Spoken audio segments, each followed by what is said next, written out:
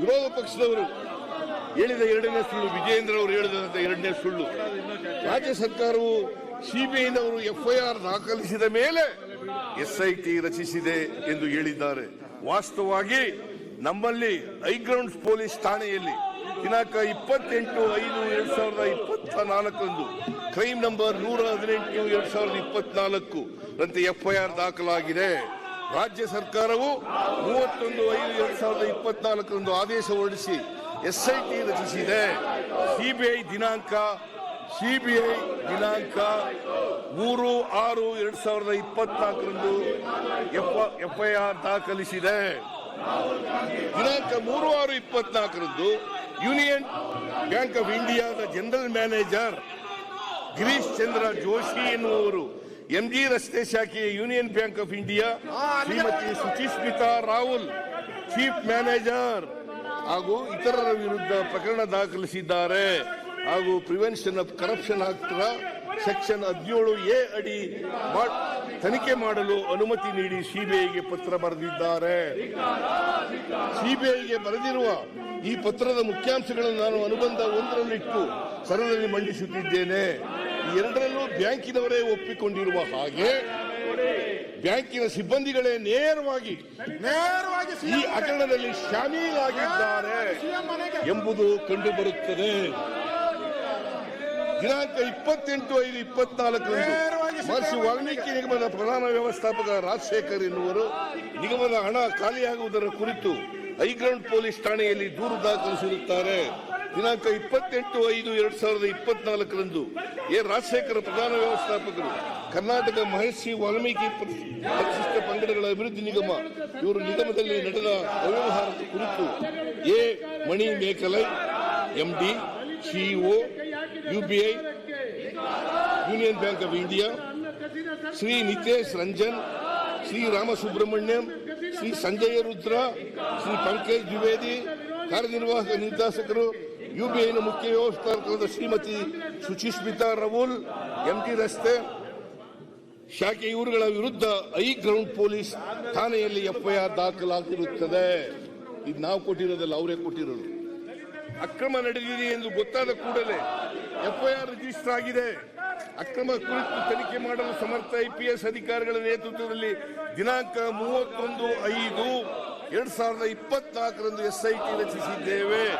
ಮೇಲಿನ ಎರಡೂ ಕ್ರಿಮಿನಲ್ ಕೇಸ್ಗಳನ್ನು ತನಿಖೆ ಮಾಡುವ ಉದ್ದೇಶದಿಂದಲೇ 4 ಜನ ಪೊಲೀಸ್ ಅಧಿಕಾರಿಗಳ ತಂಡವನ್ನು ರಚಿಸಲಾಗಿದೆ. HD 64 CID 2024 ಆದೇಶದಂತೆ ಈ ತಂಡ ರಚನೆಯಾಗಿದೆ. ಎಸ್ಐಟಿಯು ಈ ಪ್ರಕರಣವನ್ನು ಗಂಭೀರವಾಗಿ ಪರಿಗಣಿಸಿ ತನಿಖೆ ಮಾಡುತ್ತಿದೆ.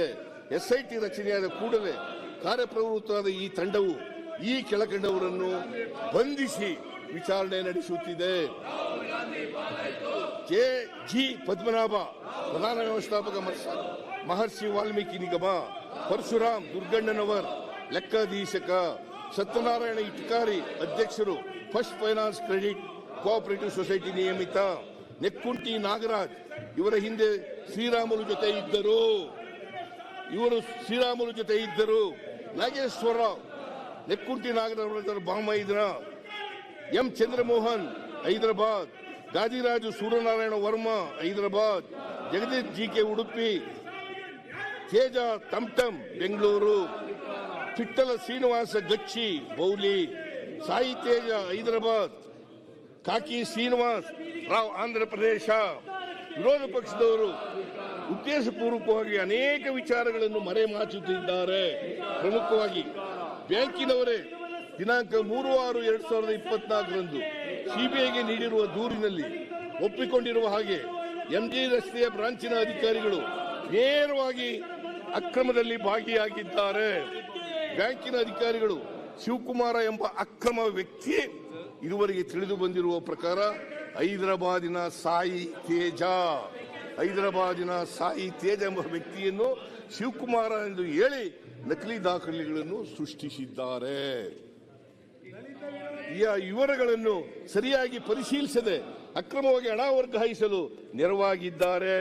ಈ ಮಾತನ್ನು ನಾನು ಹೇಳುತ್ತಿಲ್ಲ, ಬ್ಯಾಂಕಿನವರೇ ಹೇಳಿದ್ದಾರೆ. ಈ ಅಕ್ರಮ ವ್ಯಕ್ತಿಗೆ ಚೆಕ್ ಬುಕ್ ಅನ್ನು ಕೊಟ್ಟಿದ್ದು ಯಾಕೆ? ಈ ಚೆಕ್ಗಳನ್ನು ಆಧರಿಸಿ NEFT ನೆಫ್ಟ್ RTGS ಮಾಡಲು ಅವಕಾಶ ಕೊಟ್ಟಿದ್ದು ಏಕೆ? ಮಾಜಿ MG ರಸ್ತೆಯ ಶಾಖೆಯ ಮುಖ್ಯಸ್ಥರು ಉಪಮುಖ್ಯಸ್ಥರು ಚೆಕ್ಗಳನ್ನು ಸರಿಯಾಗಿ ಪರಿಶೀಲಿಸದೆ ಅಕ್ರಮ ಎಸಗಿದ್ದಾರೆ ಎಂದು ಬ್ಯಾಂಕಿನವರೇ ಹೇಳಿದ್ದಾರೆ. ಇದನ್ನೆಲ್ಲ ಆಧರಿಸಿ ಬ್ಯಾಂಕಿನ ಮೇಲಾಧಿಕಾರಿಗಳು ಸಿಬಿಐಗೆ ಬರೆದ ದೂರಿನಲ್ಲಿ ತಮ್ಮ ಸಿಬ್ಬಂದಿಯ ಅಧಿಕಾರಿಗಳ ತಪ್ಪುಗಳನ್ನು ಒಪ್ಪಿಕೊಂಡಿದ್ದಾರೆ. ಬ್ಯಾಂಕ್ನವರೇ ಒಪ್ಪಿಕೊಂಡಿದ್ದಾರೆ. ವಿರೋಧ ಪಕ್ಷದವರಿಗೆ ನಾನು ಕೇಳ ಬಯಸುವುದೇನೆಂದರೆ, ಯೂನಿಯನ್ ಬ್ಯಾಂಕು ರಾಷ್ಟ್ರೀಕೃತ ಬ್ಯಾಂಕು ಅಥವಾ ಖಾಸಗಿ ಬ್ಯಾಂಕು, ಯೂನಿಯನ್ ಬ್ಯಾಂಕು ರಾಷ್ಟ್ರೀಕೃತ ಬ್ಯಾಂಕು ಅಥವಾ ಖಾಸಗಿ ಬ್ಯಾಂಕು, ರಾಷ್ಟ್ರೀಕೃತ ಬ್ಯಾಂಕು ಹೌದಾದರೆ ಕೇಂದ್ರದ ಯಾವ ಇಲಾಖೆ ಕೆಳಗೆ ಬರುತ್ತಾರೆ? ಹಣಕಾಸು ಇಲಾಖೆ ಕೆಳಗೆ ತಾನೆ. ಹಣಕಾಸು ಇಲಾಖೆ ಯಾರ ಅಧೀನದಲ್ಲಿದೆ? ಹಣಕಾಸು ಸಚಿವೆ ನಿರ್ಮಲಾ ಸೀತಾರಾಮನ್ ಅವರ ಈ ಹಗರಣದ ಜವಾಬ್ದಾರಿಯನ್ನು ಹೊರುತ್ತಾರೆಯೇ? ನಾನು ಯಾಕೆ ಈ ಪ್ರಶ್ನೆಯನ್ನು ಕೇಳಿದೆ ಎಂದರೆ, ರಾಜ್ಯದ ಎಪಿಎಂಸಿಯಲ್ಲಿ 47 ಕೋಟಿ 16 ಲಕ್ಷ ರೂಗಳ ಹಗರಣ ನಡೆದಾಗ ಯಡಿಯೂರಪ್ಪ ಮುಖ್ಯಮಂತ್ರಿ ಆಗಿದ್ದರು. ಶ್ರೀ ಯಡಿಯೂರಪ್ಪ ಮುಖ್ಯಮಂತ್ರಿ ಆಗಿದ್ದರು. ಬೊಮ್ಮಾಯಿ ಗೃಹ ಸಚಿವರು ಹಾಗೂ ಎಪಿಎಂಸಿ ಸಚಿವರೂ ಆಗಿದ್ದರು. ಈಗ ವಾಲ್ಮೀಕಿ ನಿಗಮದಲ್ಲಿ ಯಾವ ರೀತಿ ಹಗರಣ ನಡೆದಿತ್ತೋ ಅದೇ ರೀತಿಯಲ್ಲಿ ಹಗರಣ ನಡೆದಿತ್ತು ಇವರಿದ್ದಾಗ. ಆದರೆ ಬ್ಯಾಂಕಿನವರು ತಮ್ಮ ಸಸ್ಪೆನ್ಸ್ ಅಕೌಂಟ್ನಲ್ಲಿದ್ದ ಹಣವನ್ನು ತೆಗೆದು ವಾಪಸ್ ತುಂಬಿದ್ದರು. ಈಗ ಹಣ ವಾಪಸ್ ತುಂಬಿ ಎಂದು ಸಿಬಿಐಗೆ ಪತ್ರ ಬರೆದಿದ್ದಾರೆ. ವಾಪಸ್ ಕಟ್ಟದಂತೆ ನಡೆದ ಶಕ್ತಿಗಳು ಯಾವುವು ಎಂಬುದು ಕೂಡ ತನಿಖೆಯಿಂದ ಬಯಲಾಗಬೇಕು. ಸಸ್ಪೆನ್ಸ್ ಖಾತೆಯಿಂದ ಹಣ ವಾಪಸ್ ಕೊಟ್ಟರೆ ಲೂಟಿ ಮಾಡದವರಿಂದ ವಸೂಲಿ ಮಾಡುವುದು ಯಾವಾಗ? ಅದಕ್ಕೆ ಯಾರು ಜವಾಬ್ದಾರರು?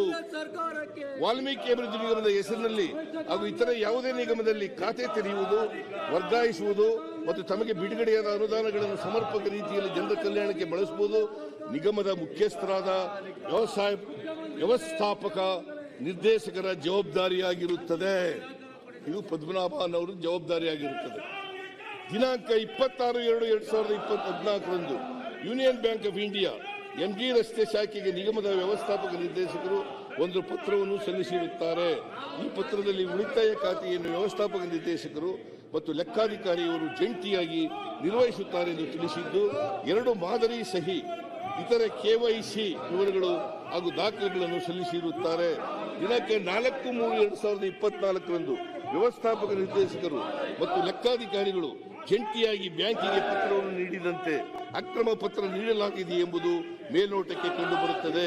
ಈ ಉಳಿತಾಯ ಖಾತೆಗೆ ಸಂಬಂಧಪಟ್ಟಂತೆ ಎಲ್ಲಾ ರೀತಿಯ ವ್ಯವಹಾರಗಳನ್ನು, ಅಂದರೆ ಚೆಕ್ ಬುಕ್ ಪಡೆಯುವುದು, ಫಿಕ್ಸೆಡ್ ಡಿಪಾಸಿಟ್ ರಸೀದಿಯನ್ನು ಪಡೆಯುವುದು, ಓವರ್ ಡ್ರಾಫ್ಟ್ ದಾಖಲೆಗಳನ್ನು ಪಡೆಯುವುದು ಹಾಗೂ ನಿಗಮದ ಎಲ್ಲ ವ್ಯವಹಾರಗಳನ್ನು ಈ ಖಾತೆಯಲ್ಲಿ ನಿರ್ವಹಿಸಲು ನಕಲಿ ಪತ್ರವನ್ನು ಸೃಷ್ಟಿಸಿ ಅದರಲ್ಲಿ ನಿಗಮದಲ್ಲಿಯೇ ಇಲ್ಲದ ಶ್ರೀ ಶಿವಕುಮಾರ್ ಎಂಬ ಅಕ್ರಮ ವ್ಯಕ್ತಿಯನ್ನು ಸೃಷ್ಟಿಸಿ ಅವನನ್ನು ಕಿರಿಯ ಲೆಕ್ಕಾಧಿಕಾರಿ ಎಂದು ಹೇಳಿ ಆತನೇ ಇನ್ನು ಮುಂದಿನ ಅಧಿಕೃತ ಸಹಿದಾರ ಎಂದು ಅಧಿಕೃತವಾಗಿ ಮಾಡಿ ಆತನ ವಶಕ್ಕೆ ಚೆಕ್ ಬುಕ್ ಅನ್ನು ನೀಡಬೇಕೆಂದು ತಿಳಿಸುವ ಪತ್ರವೊಂದನ್ನು ನೀಡಿ ಚೆಕ್ ಬುಕ್ ಅನ್ನು 4/3/2024 ಪಡೆದಿರುವುದಾಗಿ ತಿಳಿದು ಬಂದಿರುತ್ತದೆ.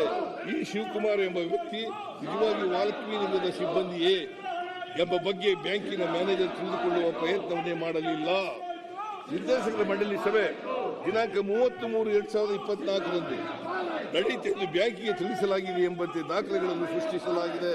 ಆದರೆ ಚುನಾವಣೆಯ ಕೋಡ್ ಆಫ್ ಕಾಂಡಕ್ಟ್ ಇರುವಾಗ ಯಾವ ಸಭೆ ನಡೆಯಲು ಹೇಗೆ ಸಾಧ್ಯ? ಚುನಾವಣಾ ಸಂದರ್ಭದಲ್ಲಿ ಇಷ್ಟು ದೊಡ್ಡ ಪ್ರಮಾಣದ ವ್ಯವಹಾರಗಳು ನಡೆಯುವಾಗ ಆದಾಯ ತೆರಿಗೆಯವರು ಬ್ಯಾಂಕನ್ನು ಕೇಳಲಿಲ್ಲವೇ? ಬ್ಯಾಂಕಿನವರು ಚುನಾವಣಾ ಆಯೋಗದ ಗಮನಕ್ಕೆ ತರಬೇಕಾಗಿತ್ತಲ್ಲ, ಯಾಕೆ ತರಲಿಲ್ಲ? ಬ್ಯಾಂಕಿನ ಮ್ಯಾನೇಜರ್ ಆದಿಯಾಗಿ ಅನೇಕ ಅಧಿಕಾರಿಗಳು, ಸಿಬ್ಬಂದಿಗಳು, ವಾಲ್ಮೀಕಿ ನಿಗಮದ ಅಧಿಕಾರಿ ಸಿಬ್ಬಂದಿ ಮತ್ತು ಹೊರಗಿನ ಖಾಸಗಿ ಫ್ರಾಡ್ ಮಾಡುವ ವ್ಯಕ್ತಿಗಳು ಸೇರಿ ಇದು ಮಾಡಿರುವ ಹುನ್ನಾರ ಎಂದು ವ್ಯಕ್ತವಾಗುತ್ತದೆ. ತನಿಖೆಯಿಂದ ಈ ಎಲ್ಲ ಅಂಶಗಳು ಬಯಲಾಗುತ್ತವೆ. ನಿಗಮದವರು ಹೊಸ ಖಾತೆ ತೆರೆಯಬೇಕಾದರೆ, ಖಾತೆ ವರ್ಗಾವಣೆ ಮಾಡಬೇಕಾದರೆ ಆರ್ಥಿಕ ಇಲಾಖೆ ಗಮನಕ್ಕೆ ತರಬೇಕು, ಅನುಮತಿ ಪಡೆದುಕೊಳ್ಳಬೇಕು. ಆದರೆ ಯಾವ ಕೆಲಸವನ್ನೂ ಮಾಡಿಲ್ಲ. ನೇರವಾಗಿ ಖಾತೆಯ ವಿವರವನ್ನು ಖಜಾನೆ 2ರಲ್ಲಿ ಅಪ್ಲೋಡ್ ಮಾಡಿದ್ದಾರೆ.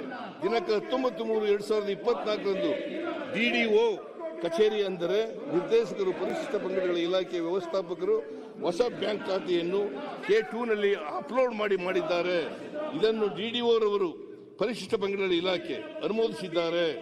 ಡಿಡಿಒ ರವರು ಜವಾಬ್ದಾರಿ ಮತ್ತು ದಿನಾಂಕ 25/2/24 43.33 ಕೋಟಿ ರೂಪಾಯಿಗಳನ್ನು ವಾಲ್ಮೀಕಿ ಅಭಿವೃದ್ಧಿ ನಿಗಮದ union Bank of India MG ರಸ್ತೆಯ ಶಾಖೆಗೆ ಉಳಿತಾಯ ಖಾತೆಗೆ ವರ್ಗಾಯಿಸಲಾಗಿದೆ. ವರ್ಷದ ಕಡೆಯಲ್ಲಿ ಆಯವ್ಯಯದಲ್ಲಿ ಕಲ್ಪಿಸಿದ ಅನುದಾನವನ್ನು ಎಲ್ಲರಿಗೂ ಬಿಡುಗಡೆ ಮಾಡುವ ಹಾಗೆಯೇ ಈ ಖಾತೆಗೂ ಹಣ ಬಿಡುಗಡೆಯಾಗಿದೆ. ಯೂನಿಯನ್ ಬ್ಯಾಂಕ್ ಕೂಡ ರಾಷ್ಟ್ರೀಕೃತ ಬ್ಯಾಂಕ್ನಲ್ಲಿ ಕಳ್ಳತನ ನಡೆದಿದೆ. ರಾಷ್ಟ್ರೀಕೃತ ಬ್ಯಾಂಕಿನಲ್ಲಿ ಕಳ್ಳತನ ನಡೆದಿದೆ.